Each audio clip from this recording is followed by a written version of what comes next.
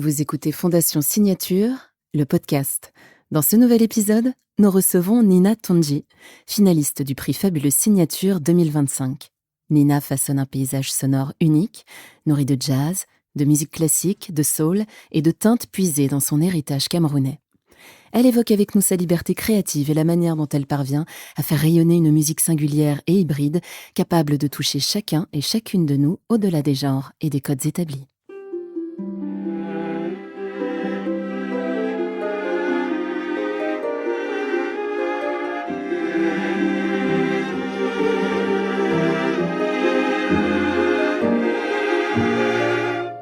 Bonjour Nina Tondji.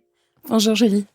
Nina, je suis vraiment très heureuse de vous recevoir car vous nous accompagnez depuis le lancement de ce podcast de la Fondation Signature. Je dois confier à nos auditrices, à nos auditeurs que vous êtes la compositrice de ce magnifique générique.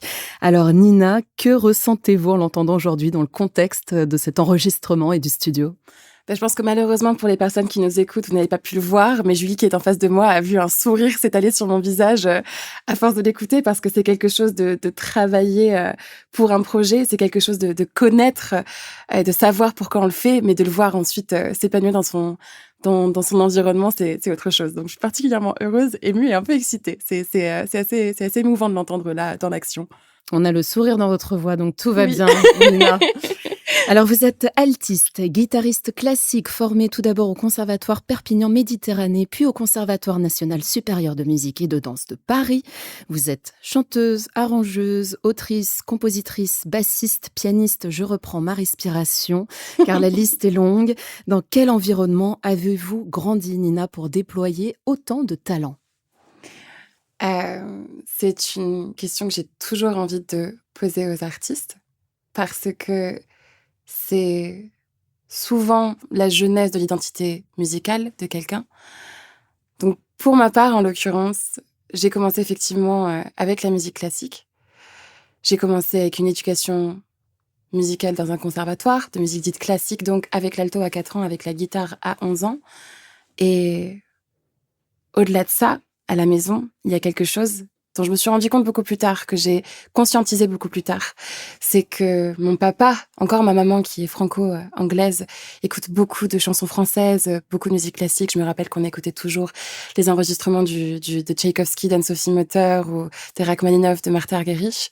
Autant mon papa, c'était pas exactement ça. C'était plutôt du George Benson, du Earl Klugh, du B.B. King, de la funk, de la soul, des musiques afro-américaines, mais aussi du Koffi Olomide, du congolais, des musiques africaines. Et après, avec ça, il y a aussi un environnement où mon papa et ma maman, je les ai vus travailler, toujours être dans la discipline, le dépassement de soi, dans le perfectionnisme. Et donc, je pense que c'est un peu tout ce mélange qui a fait que moi, une enfant qui déjà avait un peu clairement soif de beaucoup de choses tout le temps, j'ai des anecdotes de quand j'étais petite et qu'on était en voyage dans la voiture. Moi, je recopiais des livres de la Bibliothèque Rose et je regardais déjà. Et dès qu'on achetait un bouquin de partition, dès que un de mes professeurs de guitare ou d'alto ou en FM, en formation musicale, dès qu'on allait à la boutique de musique, qu'on achetait ce bouquin, la première chose que je faisais en rentrant à la maison, c'était de le lire de A à Z. Et je faisais pareil avec les carnets de vacances. Et donc, je pense qu'il y avait cette soif un peu de tout, pas forcément que de musique. Il y avait juste une curiosité de tout. Mais après, c'est vrai que la musique, c'est quelque chose que je considère de complètement addictif pour moi. Beaucoup de personnes utilisent le mot passion. Moi, je le vois plus comme une addiction. C'est que je ne peux pas faire ça. Je ne peux pas faire ça. Et je pense que si on prend tous ces éléments et qu'on les met ensemble, ça fait effectivement un peu une personne qui multiplie les instruments, qui multiplie les environnements musicaux, parce que pourquoi s'arrêter à un quand on a tellement d'abondance dans laquelle on peut piocher et choisir? Alors, il y a beaucoup d'artistes qui se contentent d'interpréter les œuvres. Alors, je dis se contenter, mais évidemment, il faut toujours atteindre l'excellence dans cet exercice. Comment est venue l'envie de faire sa propre musique ? Très tôt ? Plus tard, parce que, encore une fois, je pense que en reprenant ce mot curiosité, quand on réfléchit à de la découverte, et juste à un peu s'épanouir dans voir ce qu'il y a autour de nous, il y a quand même beaucoup de choses à voir. Il y a beaucoup de choses à écouter. Il y a des milliards de personnes qui sont passées sur cette planète avant nous. Et donc, sachant qu'il y a beaucoup de génies parmi toutes ces personnes, beaucoup de personnes qui ont écrit, qui ont composé, il y a tellement de choses à voir et à entendre que je pense que la première étape, c'est d'abord d'essayer d'explorer tout ça.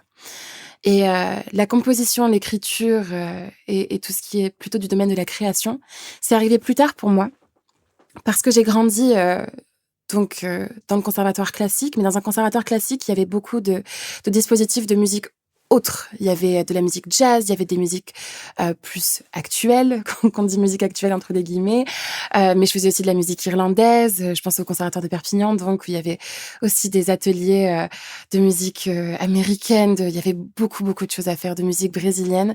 Je remercie énormément toutes les personnes qui m'ont accompagnée là-bas et j'ai eu beaucoup de chance que c'est un conservatoire qui est ouvert à énormément de culture musicale. Puis je suis arrivée au CNSM de Paris, où là, on est toujours aussi ouvert vers les musiques, mais on est quand même très axé sur l'excellence. Je veux dire, là, j'étais là en tant qu'altiste. Donc, bien sûr, j'aurais pu m'épanouir dans d'autres styles musicaux, mais mon job description, si je peux dire, c'était de faire de l'alto. Et donc, tout de suite, je suis arrivée dans cette première année de licence et c'était, d'accord, il faut que je sois forte à l'alto. Et donc, je suis rentrée à la maison. Tous les soirs, je rentrais à la maison et je sentais qu'il y avait quelque chose qui était plus là. Et c'est à ce moment-là que j'ai commencé à écrire, c'est à ce moment-là que j'ai commencé à m'épanouir dans la création parce que j'étais en train de faire un diplôme d'interprète. Oui. Pas de compositrice au CNSM. Et je voulais faire ça bien. Et je voulais quand même faire honneur à cette école qui est qui est quand même, je veux dire, une légende et dans les écoles, quoi. Et donc, je voulais vraiment aller jusqu'au bout en tant qu'altiste-interprète. Sauf que quand pendant toute la journée, la question qu'on se pose, c'est qu'est-ce que ce compositeur veut? Comment est-ce que je vais vous faire honneur? Comment est-ce que je vais faire honneur à ce qu'il a écrit? Comment est-ce que je vais pouvoir respecter et vraiment comprendre dans son entièreté l'objet de sa parole? Eh ben, ça laisse un peu moins de place pour la nôtre de temps en temps. Et donc, je pense que pour moi, l'une des clés pour être un bon interprète, c'est d'être un bon créateur à côté. Intéressant. Vous sentez que vous avez trouvé votre voie d'interprétation justement en mélangeant ces deux exercices de création et d'interprétation? Pour moi, et c'est assez, je sais pas si c'est une opinion très populaire et je ne sais pas s'il y a beaucoup de personnes qui sont dans mon cas, mais moi, en l'occurrence, c'était plutôt de trouver une porte de sortie pour mes idées à moi parce que j'avais cette frustration qui vient aussi du fait d'être jeune musicien. On est encore en train d'apprendre le métier. On apprend encore l'exercice d'interprète. Mais donc, pour moi, c'était plutôt une question d'accord, là, j'ai le droit de faire ce que je veux. Là, je peux dire exactement ce que je veux.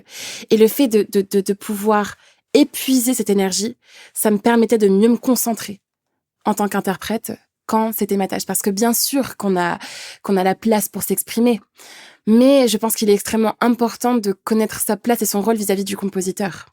Et que c'est quand même son œuvre qu'on est en train d'interpréter. Le fait d'avoir justement cette porte de sortie, ça permet de vraiment être là pour lui et complètement s'adonner à l'exercice. Alors Nina, avec un tel éventail artistique, on pourrait penser que vous possédez toutes les cartes pour tracer un chemin solitaire et pourtant, on vous retrouve dans les clubs de jazz, sur les scènes pop, dans un tout autre exercice. Vous vous épanouissez en tant que chambriste. Vos inspirations et vos activités sont multiples. Alors comment tout cela vous nourrit et nourrit votre créativité ? C'est intéressant parce que je sais même pas s'il est possible d'être un artiste solitaire. C'est rare. Je me demande si c'est possible. Je me demande si c'est possible, très sincèrement. Pour moi, ça me paraît complémentaire. Pour moi, c'est la musique, c'est ce tout. C'est de savoir ce que chaque humain fait avec la musique. Et donc, après, bien sûr, on a ses préférences. C'est sûr qu'il y a des styles que j'écoute plus que les autres. Et en l'occurrence, et là, on revient encore une fois à l'environnement dans lequel j'ai grandi. Le fait que j'ai été une enfant métisse en France, que du coup, j'ai eu par culture d'adoption la culture afro-américaine, mais que j'ai grandi avec une maman anglaise, que j'ai grandi en faisant toutes mes vacances en Normandie, avec beaucoup de mes oncles qui écoutaient principalement de la musique classique, mais avec mon papa qui écoutait de la funk. Et donc, c'est vrai que ces genres-là sont plus présents parce que c'est ceux avec lesquels j'ai grandi. Mais au quotidien, la question que je me pose toujours, c'est qu'est-ce que je ne connais pas encore ? Alors Nina, nous allons évoquer une actualité qui vous a concerné, fut une époque pas si lointaine. Fin novembre 2025, la nouvelle édition du concours Fabuleuse Signature a été lancée. Alors pour les artistes qui nous écoutent et qui souhaiteraient y participer, les candidatures sont ouvertes jusqu'à la fin du mois de janvier. Vous avez participé à la 4e édition de ce prix Fabuleuse Signature. Comment avez-vous découvert ce concours? Est-ce que vous connaissiez déjà les actions et les opportunités qu'offrait la Fondation? J'avais entendu parler de la Fondation Signature parce que j'ai beaucoup de mes amis et collègues qui travaillent à l'Opéra de Paris et donc qui avaient un partenariat avec la Fondation Signature. Donc je la voyais beaucoup passer. C'était extrêmement intriguant. Surtout, je dirais, de par les choix des événements, de par les choix des programmes et aussi l'aspect esthétique. Et donc j'étais extrêmement intriguée, mais jusque-là, je n'avais pas encore pu la rencontrer à proprement parler. Puis, j'ai reçu un coup de téléphone de Jean-Luc Tingot. Jean-Luc Tingot, Oui, chef d'orchestre. Chef d'orchestre, musicien, personne fabuleuse que je salue et que je remercie surtout. Jean-Luc, qui m'appelle un après-midi et qui me dit oui, qu'il faisait partie du jury pour une fondation et qui me dit que je devrais me présenter au prix Fabuleuse. Donc pendant qu'il me parle de tout ça, je lui dis que je vais faire des recherches, je vais voir en quoi ça consiste ce prix. Et puis donc la première question qui me vient à l'esprit quand il me dit tu devrais te présenter, c'est je lui dis en tant que quoi? En tant qu'altiste, en tant que chambriste, en tant que musicienne d'orchestre, compositrice ou guitariste ou multi-instrumentiste. Et il me dit tout. Et je lui dis comment ça tout? Et là, ça a été, je me rappelle très, très, très excitant pour moi parce que juste après cet appel avec Jean-Luc, j'ai appelé ma maman et je lui ai dit maman, on me demande de me présenter dans l'entièreté de tous les arts que je fais. Et elle aussi a été étonnée parce que ma famille, qui pourtant ne sont pas forcément dans le milieu de la musique, sont habitués. Et je leur parle beaucoup du fait de rester très sérieux dans un milieu ou dans l'autre, de switcher d'une casquette à l'autre et de compartimentaliser les activités. Du fait que là, je vais faire un concert de jazz, là, je vais du Lombard ce soir, et puis là, je fais la Philharmonie de Paris, je vais faire du quatuor. Et donc là, Jean-Luc me dit tout. Ça me fait très bizarre. Je dis, mais qu'est-ce que c'est que cet endroit? Qu'est-ce que c'est que cette fondation? Qu'est-ce que c'est que ce rêve qui se réalise? Je vais pouvoir m'exprimer dans l'entièreté de mon art. Et donc, moi, la Fondation Signature, ça a été ça en premier. Ça a été un endroit qui accepte l'art pluriel, qui accepte la multidisciplinarité, et puis au-delà de ça, qui met en honneur les femmes, leur travail, le multiculturalisme, enfin vraiment... Je suis un peu tombée devant un oasis au milieu du désert et je me suis dit, est-ce qu'il est vrai ou pas? Ou est-ce que c'est une illusion? Alors justement, le 4 juin 2025 s'est tenue au Petit Palais, Musée des Beaux-Arts de la ville de Paris, la 6e remise des prix de la Fondation Signature, événement auquel vous avez participé activement, Nina, en tant qu'artiste-interprète. Alors je souhaiterais que vous reveniez sur cette expérience et que vous partagiez avec nous ce qu'elle a représenté pour vous. J'ai envie de partager une anecdote personnelle parce que la première chose à laquelle je pense quand je pense à cette remise de prix, c'est le lieu. C'est le Petit Palais. C'est que j'ai grandi en parcourant les musées, les châteaux. J'ai toujours aujourd'hui, je regarde énormément de documentaires et je suis passionnée d'histoire. Et donc la première chose qui me vient à l'esprit, c'est quand même qu'on assiste à une remise des prix qui se fait au Petit Palais, qui est quand même un lieu qui date de l'exposition universelle de 1900. Ouais. Donc on est au cœur du sujet. Donc on est dans un des monuments historiques de Paris, mais qui a été construit pour célébrer l'union et l'innovation artistique, l'innovation technique et surtout la réunion des pays. Donc quel endroit qui représente tellement les valeurs de cette fondation. Et puis au-delà de ça, un bâtiment qui a été construit à une époque où la place de la femme n'était pas ce qu'elle est aujourd'hui. Et donc, choisir ce lieu pour une remise de prix, la remise des prix fabuleuses qui mettent en honneur la femme, je trouve qu'il faut quand même prendre un petit moment pour se rendre compte de qu'est-ce que ça veut dire, qu'est-ce que ça représente. Des progrès qui ont été faits. Des progrès qui ont été faits. Et donc, le choix de ce lieu pour représenter de telles valeurs, c'est extrêmement symbolique. Et j'ai envie de dire que oui, ça demande... Pour moi, ça demande une forme de minute de silence, de se remettre des émotions et de se dire, on l'a fait, que les années sont passées et que là, on arrive à la rencontre et au croisement de beaucoup d'humains qui représentent beaucoup. Et donc moi, c'est surtout ça. D'abord, c'est émouvant.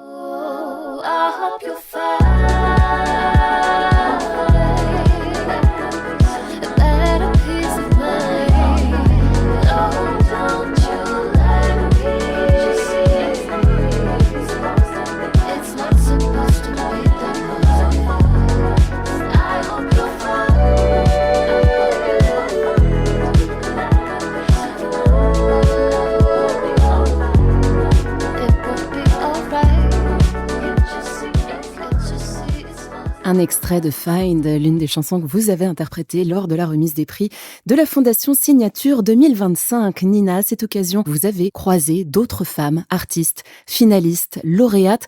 Comment se sont déroulées ces rencontres et vos échanges ?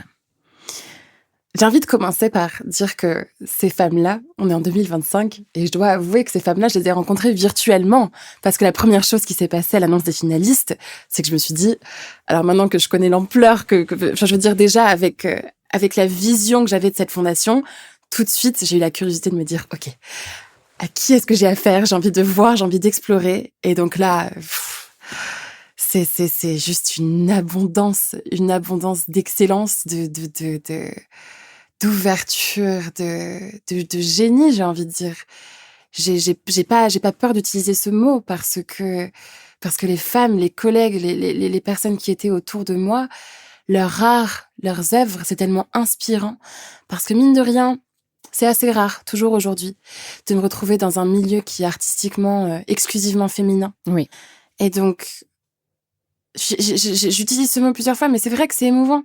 C'est émouvant parce que autant que ce soit dans le classique, dans la pop, dans le jazz, autant que je suis particulièrement heureuse de travailler aux côtés de tous les hommes avec lesquels je travaille, c'est vrai que des fois, il m'arrive de me poser la question, de me retourner autour de moi et de me dire « Ah, je suis toute seule ».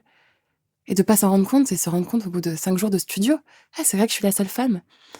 Et donc là, d'arriver dans une pièce, d'arriver dans un lieu et de parler à toutes ces femmes qui vivent la même chose que moi, qui elles aussi se retournent autour d'elles et se rendent compte qu'elles sont les seules femmes, et de pouvoir leur parler, de savoir comment elles bravent toutes ces atmosphères qui autant, et j'ai beaucoup de chance, mais je pense que c'est pas seulement de la chance, encore une fois, je suis entourée d'hommes absolument fabuleux, de personnalités et d'humains et de musiciens que je respecte et que j'admire.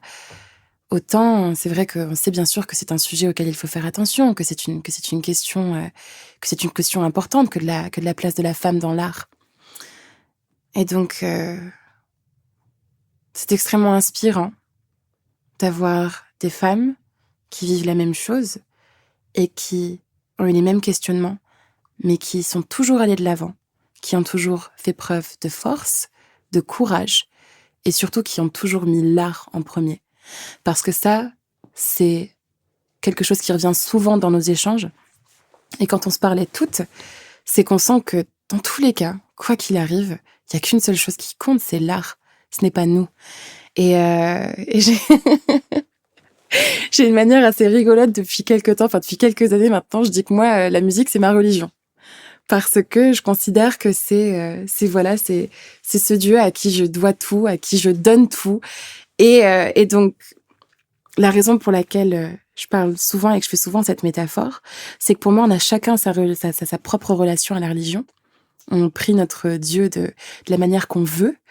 Mais puis après, quand on se retrouve et qu'on se rend compte qu'on est tous attachés à cette même chose, à cette même idée, c'est quand même assez beau. Et donc, ce que je dirais, c'est que quand je suis entourée de ces femmes et qu'on est toutes en train un peu de vénérer la musique et de la mettre toujours au centre de tout. Et au-delà de ça aussi, parce je parle depuis tout à l'heure de mes activités en tant que musicienne, mais je dessine aussi beaucoup. Et donc, encore une fois, ça, c'est grâce à la fondation que j'ai été, enfin, encore une fois, ça a été extrêmement émouvant d'avoir quelqu'un, je pense notamment à Madame Smalto, à Jean-Luc Tingot, qui me tendent la main et qui me disent « Tu viendras et tu te présenteras dans tout ton art et dans toute ton humanité et dans toute ton identité artistique. » Et de voir qu'il y a autant de femmes qui font la même chose autour de moi, c'est dur d'en parler. Parce que moi, ça m'est jamais arrivé avant la fondation. D'avoir quelqu'un qui me dise « Tu viendras et tu présenteras ton travail en tant que compositrice, en tant que guitariste, en tant qu'altiste, en tant que dessinatrice. » C'est quelque chose. Et j'en suis extrêmement reconnaissante à la fondation. Concernant le prix Fabuleuse, qu'est-ce qu'il représente en termes d'opportunités, de reconnaissance et de confiance en soi pour la suite de votre carrière ? Je pense que c'est effectivement le mot, c'est confiance. Confiance que je n'avais pas, je dois dire. Que je commençais à avoir un tout petit peu, parce que avec l'âge, on grandit dans la vingtaine, on se pose des questions au niveau de la carrière, au niveau d'un point de vue professionnel ou personnel. Ma rencontre avec la Fondation Signature, ça a été un tournant parce que j'ai pu enfin ne pas me forcer à séparer mes identités musicales, mais à pouvoir les réunir en un seul endroit et en un seul lieu, à un seul moment. Et je suis arrivée sur cette scène à la salle Cortot au moment du concours.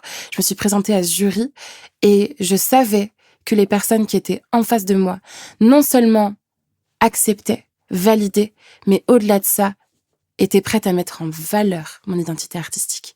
Et ça, c'est quelque chose qui est extrêmement important parce que oui, il faut avoir confiance en soi pour être un artiste. Et oui, je travaille tous les jours à être, bien sûr, questionner ce que je fais, mais être convaincue de ce que je veux proposer. Mais mine de rien, être une artiste qui est jeune, être une artiste qui est femme, ça vient quand même avec son lot de questionnements, ça vient quand même avec son lot de complexes, de difficultés, de naviguer ce monde aujourd'hui, en plus avec les réseaux sociaux, avec beaucoup d'expositions, presque j'ai envie de dire de voyeurisme, en fait, parce qu'avec l'art aujourd'hui devient extrêmement intime. Et donc là, d'avoir ces personnes qu'on admire, parce qu'il faut le dire, quand on voit des personnalités comme Madame Natalia Smalto, quand on voit des personnalités comme Jean-Luc Tingot, et aussi tous les membres du jury que j'ai pu rencontrer, la première chose qui nous vient à l'esprit, c'est ok, je vais peut-être être comme ça un jour. Et donc là, d'avoir ces personnes-là qui nous tendent la main, qui nous invitent à nous représenter, et encore une fois, pour moi, très personnellement, m'invitent à me représenter dans l'entièreté de mon identité, chose qui n'arrive pas, qui ne m'est pas arrivée jusqu'à présent. C'est la première fois, grâce à la Fondation Signature, que j'ai pu être là, dans mon identité culturelle, musicale, artistique et multidisciplinaire. Et donc, pour moi, ça représente un renouveau, ça représente la confirmation et un peu... ils ont un peu exaucé un de mes souhaits que je n'osais pas avouer avant parce que je savais pas qu'il était possible. Parce qu'au conservatoire de musique dite classique, même si c'est pas dit, mais toutes les personnes qui sont autour de moi font du classique. Puis après, quand j'arrive au Duc des Lombards, toutes les personnes autour de moi font du jazz. Bien sûr, ouais. Et par assimilation, on a envie de faire comme les personnes qui sont autour de nous. Et donc là, d'avoir encore une fois des personnes qu'on considère comme des mentors, des personnes qu'on admire, des personnes qu'on voit comme des inspirations, d'avoir ces personnes-là qui nous disent « tu restes comme tu es et tu continues sur ta voie. Et en plus de ça, on va t'aider et on va te tendre la main. » Ben, c'est ça que ça fait la Fondation Signature. C'est juste qu'on se dit « d'accord, je vais y arriver grâce à eux. » Alors nous allons terminer cet épisode avec un questionnaire léger qui n'en demeure pas moins sérieux, Nina, pour vous connaître davantage. Vous pratiquez déjà plusieurs instruments, on en a fait l'énumération en début d'émission. En reste-t-il un que vous aimeriez apprivoiser ? Un, non. 5 ou 6, oui. Toujours plus, Nina. Lesquels ? Le doudouk, je pense. Parce que, quelle sonorité ? Quoi d'autre ? La batterie, bien sûr, la batterie, les percussions, le piano. Le piano, j'aimerais tellement... Parce que je vois les pianistes de jazz qui se posent sur un tabouret et puis là, c'est de la magie qui sort. Mais il n'y a pas de magie quand je me pose au piano. Donc ça me plairait beaucoup aussi. S'il ne devait rester qu'un seul album à écouter en boucle sur Terre, ne me regardez pas comme ça, lequel choisiriez-vous ? Alors, c'est genre...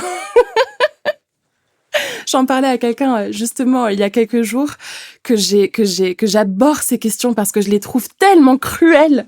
Mais par contre, je peux peut-être donner un album du jour. Est-ce que ça irait ou pas ? Allez. Un album du jour, ce serait, je me rappelle plus de son nom, mais ce serait la version de Verklärte de Schönberg de Janine Jensen. Avez-vous une autre passion que la musique en dehors de tout ce temps que vous lui consacrez ? Je crois que vous avez déjà un petit peu répondu durant l'interview. Le dessin et les musées. Et l'histoire de manière générale. Regardez beaucoup de documentaires. Alors pour conclure, quels conseils donneriez-vous aux artistes qui se lancent justement dans l'aventure du prix Fabuleuse Signature ? De rester entier et de rester dévoué à l'art sans aucun compromis. Merci Nina. Merci Julie. Vous venez d'écouter Fondation Signature, le podcast. Si cet épisode vous a plu, abonnez-vous dès maintenant et partagez-le autour de vous. Retrouvez toute l'actualité de la Fondation Signature sur le site www.fondation-signature.org et sur nos réseaux sociaux, Instagram, Facebook, LinkedIn et YouTube. À bientôt.